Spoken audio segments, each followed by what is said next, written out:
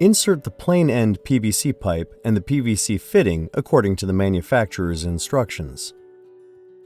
Install the beveled backup ring behind the gasketed bell of the PVC fitting. Allow the ring to rest evenly against the fitting bell. Be sure to use a non-serrated two-piece interlocking ring. Follow the arrows on the sticker to place the ring in the right direction. Insert the restrainer rods through the retainer ear back toward the pipe.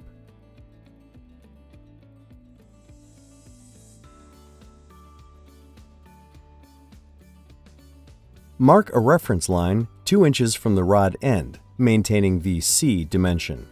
Install the serrated clamping ring at the mark. Make sure the protrusions on the restrainer ears face toward the fitting bell, as shown by the arrows on the sticker.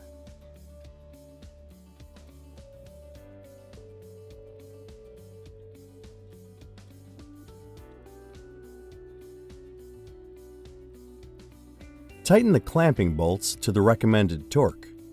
Insert the restrainer rods and snug the retaining nuts behind the ears on both the clamping ring and the backup ring. Use one turn of the wrench. Do not over-tighten.